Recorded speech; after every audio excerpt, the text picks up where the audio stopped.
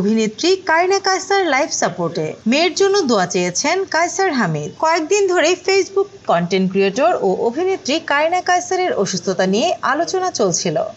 শোনা যাচ্ছিল লিভার সংক্রান্ত জটিলতায় তিনি হাসপাতালের আইসিইউতে ভর্তি আছেন।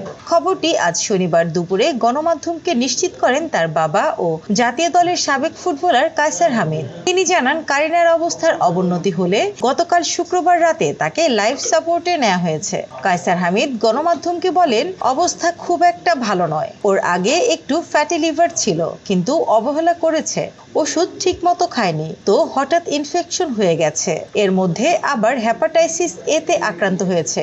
আইসিইউতে ছিল। গতকাল লিভার ফেলিওর হলে লাইফ সাপোর্টে দেওয়া হয়েছে। সবার কাছে দোয়া চেয়ে কায়সার হামিদ বলেন, সবাই আমার মেয়ের জন্য দোয়া করবেন। অভিনয়ের পাশাপাশি চিত্রনাট্যকার হিসেবেও পরিচিত পেয়েছেন কারিনা কায়সার। তার উল্লেখযোগ্য কাজের মধ্যে রয়েছে চরকি অরিজিনাল সিরিজ ইন্টার্নশিপ, ৩৬-২৪-৩৬, স্নিগ্ধা আখি, দৈনিক নতুন সময়, ঢাকা।